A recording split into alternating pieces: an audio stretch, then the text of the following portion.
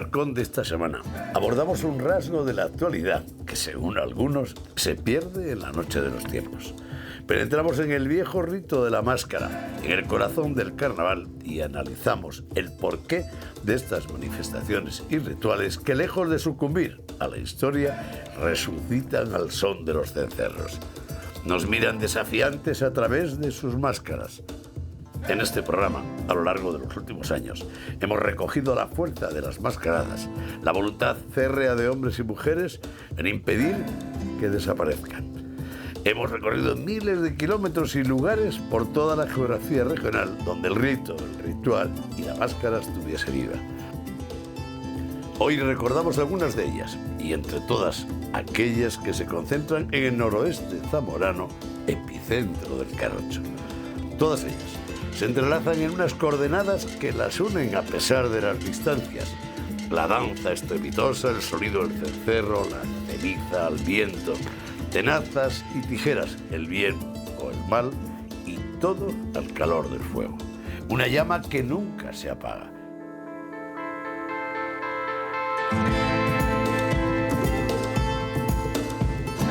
De todo ello hablaremos hoy con el profesor José Luis Alonso Ponga, director de la Cátedra de la Tradición de la Universidad de Valladolid. Escucharemos la voz del antropólogo ante un fenómeno, el de las mascaradas en Castilla y León, y lo haremos en el Museo de Arte Africano. Curiosamente, sorprende que a miles de kilómetros de distancia en el corazón de África late el mismo corazón. Profesor, el fenómeno de las mascaradas que aflora en muchos puntos de la geografía de Castilla y León atrae la atención de los antropólogos. Atrae la atención de los antropólogos, pero yo creo que todavía hace falta mucho trabajo de campo y sobre todo recuperación de las memorias locales para que nosotros estemos seguros de lo que valían, de cómo funcionaban y de cómo funcionan ahora. Desde luego, desde mi punto de vista, es uno de los grandes patrimonios culturales inmateriales o patrimonios culturales a secas que tenemos no solamente en Castilla y León sino en España, porque es la comunidad autónoma más rica en este tipo de eventos culturales. ¿Cómo es posible que en pleno siglo XXI afloren fenómenos de estas características? Bueno, yo distinguiría, por decir de alguna manera, dos etapas. La mascarada tiene un sentido original, profundamente religioso y ritual. Entonces, el hombre, el pueblo, también es profundamente religioso y ritual. Cuando digo religioso, que no se me entienda, ni católico ni cristiano, sino religioso, como una relación con el más allá y con los seres, digamos, que están por encima de nosotros. Entonces, por eso se ha mantenido a lo largo de la historia. Después, cuando, con motivo de la despoblación y todos estos, digamos, fenómenos negativos que hemos sufrido en esta comunidad autónoma, se han perdido o se han bajado de tal manera que a veces solamente lo vivían incluso cuatro, ni siquiera todo el pueblo, se han recuperado, y ahora sí que se han recuperado desde una perspectiva fundamentalmente, digo fundamentalmente, identitaria y local. El lugar donde nos encontramos, te felicito por la elección del sitio. Esto es un guiño. Parece que estamos en una mascarada, en este caso a miles de kilómetros y en el corazón de África. Sí. ¿La mascarada se la inventan en el espacio territorial de esta región, en la península ibérica, o es un fenómeno mundial? A juzgar por lo que estoy viendo aquí. En origen, la máscara tiene un sentido religioso fundamental a dos niveles. Una, digamos, sacerdotal, o sea, del que ejerce el rito, que esto es importante, y otra, cuando uno quiere ponerse en lugar del otro, de la divinidad. Y en este sentido, ahí están cantidad de máscaras animales que están en relación siempre con la naturaleza, tanto aquí como en África, como en Tracia, como, vamos, pero es curioso, hay algunas manifestaciones gestuales. En el caso, en este museo, vemos los saltos que dan estos personajes, las máscaras, que a veces las puedes confundir con un carrocho, con un cencerrón.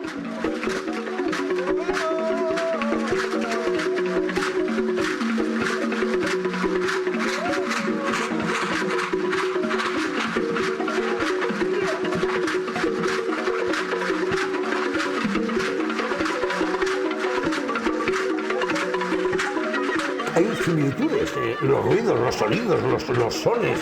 Donde le hizo un cerro hay tambor, pero... Bueno, claro, porque es que el hombre, yo suelo decir, el hombre es igual en todas partes, ¿no? Entonces, la naturaleza humana es la misma.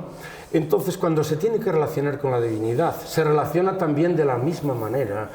Qué pena que el padre de la antropología, don Julio Caro Baroja, en el Carnaval y en muchos de sus trabajos de investigación, no llegara a una buena parte del territorio de esta región. Bueno, igual sí. Es mucho decir lo que acabo de decir. No. Don Julio Caro Baroja es una mente potente, potentísima. De hecho, todos bebemos de él y se está reactivando continuamente. Pero él fundamentalmente lo estudió desde la perspectiva etnohistórica. Como todos sabemos, y no es desde luego ningún demérito, no hizo mucho trabajo de campo. Porque claro, no puede tener, digamos, tiempo para todo, ¿no?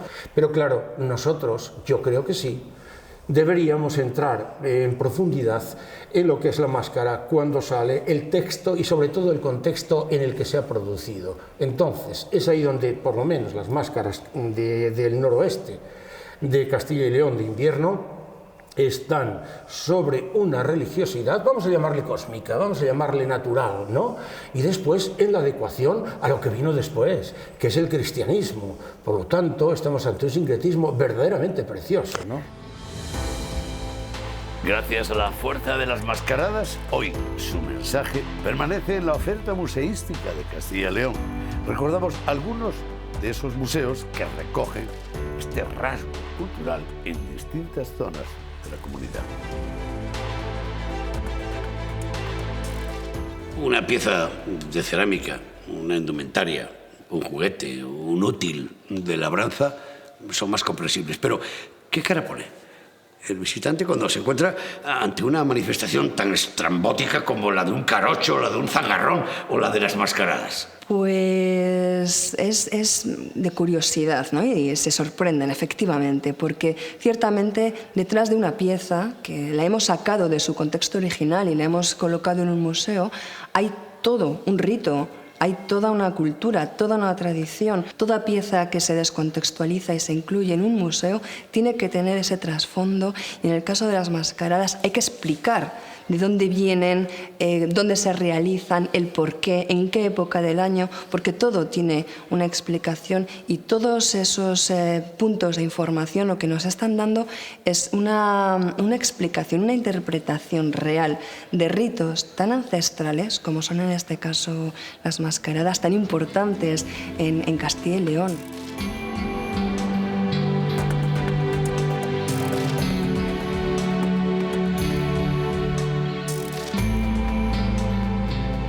Estamos en el Museo Provincial, Museo Etnográfico de León. En consecuencia, la memoria y la cultura de la Cabrera, de la Margatería, de Ancares, de las montañas de León, de la tierra de Campos, de la Cabrera y de todas las comarcas están aquí representados. Ellos, los habitantes de todas esas comarcas, se identifican cuando entran en este museo. 100%. La gente que siempre te dice, pues ¿qué falta? Es que falta algo, alguna pieza, alguna cosa en concreto, alguna tradición. En un museo es imposible, ¿no? Mostrarlo todo. Pero sí que verdaderamente se sienten identificados. Y cuando no es así, y es verdad que en algunos aspectos nos faltaban piezas, porque cuando se abrió el museo no teníamos esa pieza para incorporarla a la colección, ellos mismos nos las han ido trayendo y las hemos ido incorporando. Por ejemplo, todo el tema de mascaradas, pues hemos ido ampliando, ¿no? Todo el tema del carnaval tradicional leonés, le hemos ido ampliando con otras piezas nuevas que nos han llegado a raíz de la demanda de esos propios lugares de los donde se realizaba. A Concha Casado se lo oí muchas veces. Y a José Ramón, que fuera director y que falleció recientemente, a quien quiero recordar en este programa.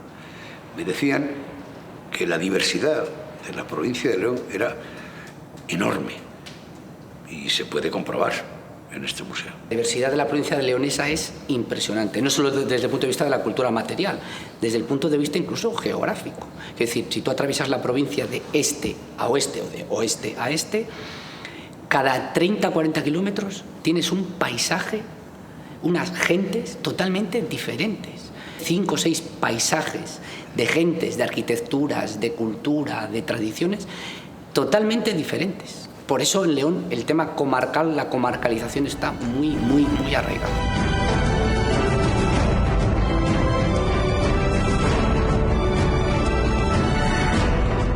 Juan Francisco, por fin tenemos Casa de los Carochos todo el año.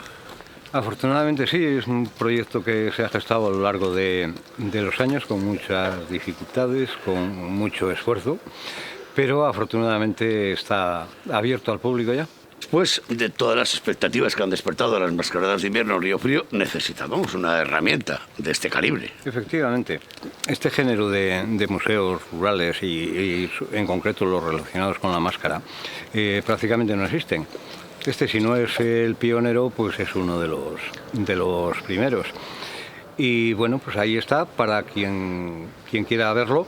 En buena medida es parte de ese sueño que algunos teníais con la recuperación identitaria de vuestras mascaradas de invierno. Sí, ciertamente había algunos que hemos soñado con eso durante años.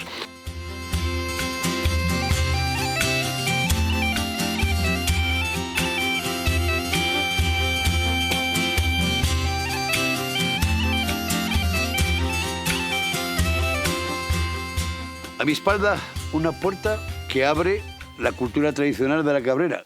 ¿Cómo surgió? Pues esto no estaba dentro de nuestros planes, pero surgió que nos ofrecieron desde el obispado una casa parroquial en Valdavido. ¿Y en qué se ha convertido ahora? Pues en el Centro de Cultura Tradicional de la Cabrera. El centro va a estudiar todo lo que es artesanías, tradiciones, el habla, porque doña Concha Casado hizo su tesis doctoral sobre el habla de la Cabrera y va a tener una sala. Después tendremos una sala para recuperar la indumentaria tradicional, otra sala de campaneiros, otra sala de otras tradiciones como pueden ser los ramos y de toda Cabrera.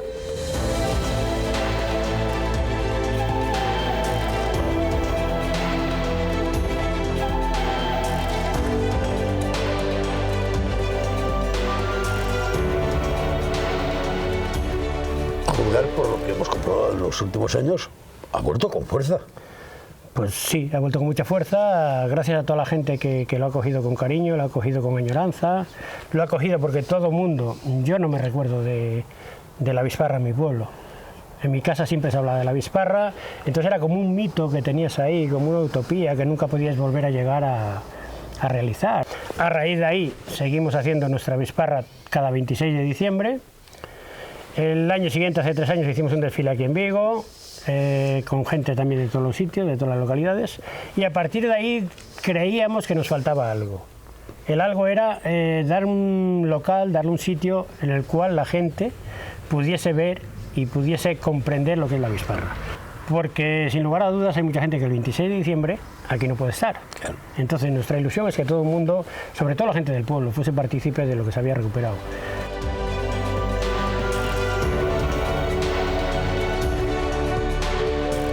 Una de las voces que alertó de la necesidad de defender la máscara ibérica fue sin duda el profesor y antropólogo portugués Antonio Tiz, que desde Braganza hizo la bandera de la mascarada ibérica. Como presidente de la Academia Ibérica de la Máscara, ¿qué valoración haces de la casa donde estamos charlando ahora, la Casa de los Carochos? Claro, es fundamental que existan casas como estas, centros de interpretación de lo que son las mascaradas en los pueblos o en territorios más amplios. Es fundamental. La magnífica relación, los lazos que se estrechan con las mascaradas entre Braganza y Zamora, ¿son un buen ejemplo de nexo de unión entre portugueses y castellano-leoneses? Es un buen ejemplo entre Zamora y Braganza. Sí que hay proyectos que se han desarrollado determinados proyectos, incluso algunos europeos, con éxito. Y seguimos trabajando, por ejemplo, este año 2015 hemos participado como siempre en el desfile en Zamora y por primera vez se organizó una feria, una muestra de artesanos de la máscara. Yo creo que esto es importante que se haga porque hay un trabajo no solo del ritual, sí que es la base es el ritual, pero para que el ritual tenga condiciones de realizarse, alguien antes tendrá que hacer su trabajo. Antonio, ¿qué aporta un ritual de estas características, las mascaradas de invierno, a la sociedad actual, al paisano del siglo XXI, que le enseña? Aporta muchísimo. Cada una de las mascaradas tiene rituales de una simbología profunda, inmensa, incluso educativa. Por ejemplo, hablando en un ritual que es de crítica social, que aquí la tiene aquí en Río Frío y en otras partes también. En Andorra. Claro. La crítica social es un ritual fundamental para que la gente tome actitudes correctas relativamente a los vecinos, por ejemplo, porque si no la tiene, podrá someterse a esa crítica social y va a someterse a ella, seguro. Por lo tanto, es un elemento educativo. Además de eso, en su simbología, es un ritual que prepara toda la comunidad para lo que viene en el ciclo agrario siguiente. Claro que hay otros ejemplos de lo que aportan las mascaradas, los rituales, el conocimiento de las raíces de un pueblo, de lo que es, de lo que distingue, de lo que diferencia este pueblo, Trás-os-Montes o Zamora, de lo que es, por ejemplo, Asturias o Andalucía o Alentejo, por ejemplo. Es un elemento identitario.